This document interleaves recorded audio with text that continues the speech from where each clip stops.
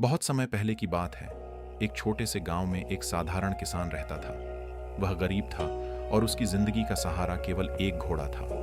वही घोड़ा उसके खेत में काम करता, जिससे वह अपनी जीविका चलाता था। किसान को उस घोड़े से बहुत लगाव था और वह उसे अपना साथी मानता था। एक दिन अचानक वह घोड़ा खेत से भाग गया।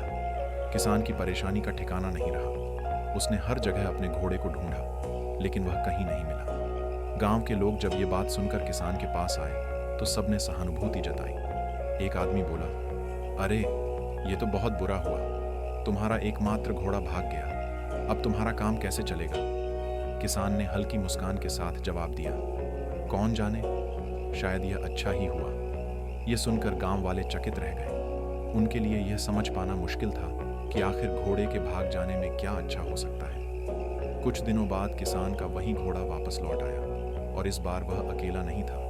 उसके साथ कई जंगली घोड़े भी थे। किसान के पास अब कई घोड़े हो गए थे। गांव वालों को जब यह बात पता चली तो वे फिर से किसान के पास आए। इस बार वे खुशी से चिल्ला रहे थे, वाह कितने भाग्यशाली हो तुम, अब तुम्हारे पास इतने सारे घोड़े हैं, ये तो बहुत बड़ी खुशखबरी है।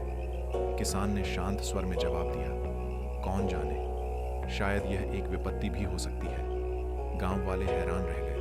उन्हें लगा कि किसान अजीब बातें कर रहा है। इतनी बड़ी खुशी में भी वह इतने शांत भाव से कैसे बोल सकता है। कुछ दिन बाद किसान का बेटा उन जंगली घोड़ों में से एक को साधने की कोशिश कर रहा था। जैसे ही उसने घोड़े पर चढ़ने की कोशिश की, घोड़ा बुरी तरह उछलने लगा। किसान का बेटा घोड़े से गिर गया और उसका पैर बुरी तरह टूट गया। इस बार गांव वाले फिर से उसके घर आए और दुख जताते हुए बोले, अरे ये तो बहुत बुरा हुआ, तुम्हारा बेटा घायल हो गया, अब वह तुम्हारी मदद भी नहीं कर पाएगा।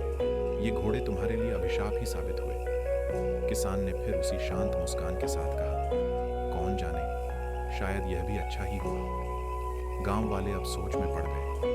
उन्होंने किसान के इस दृष्टिकोण को समझने की कोशिश की, लेकिन फिर भी उन्हें कुछ समझ नहीं आया। कुछ हफ्ते बाद राजा के राज्य में युद्ध छिड़ गया। गांव के सभी नौजवानों को सेना में भर्ती के लिए बुलाया गया। गांव के लगभग हर घर का बेटा युद्ध में जाने के लिए मजबूर था और लोग अपने बच्चों की सलामती के लिए चिंतित थे। पर किसान का बेटा, जिसकी टांग टूटी थी, इस कारण से युद्ध में नहीं जा सका। वह घर पर सुरक्षित रहा। गांव वालों ने एक बार फिर किसान के पास आकर कहा, तुम्हारा बेटा तो घर पर ही सुरक्षित है, हम सबके बच्चे युद्ध में चले गए हैं, पता नहीं वे वापस आएंगे या नहीं। सच में तुम बहुत भाग्यशाली हो।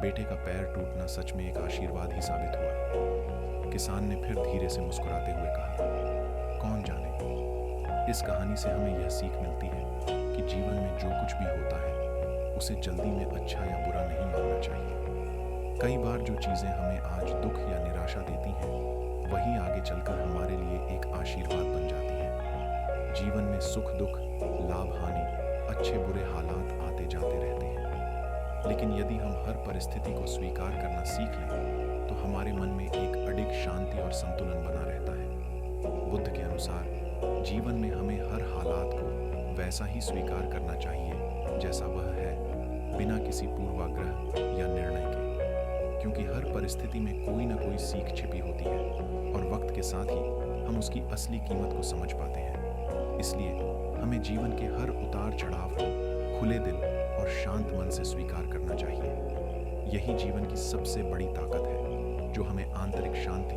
और संतोष की ओर ले जाती है। कहानी पसंद आई हो तो चैनल को जरूर सब्सक्राइब करें। धन्यवाद।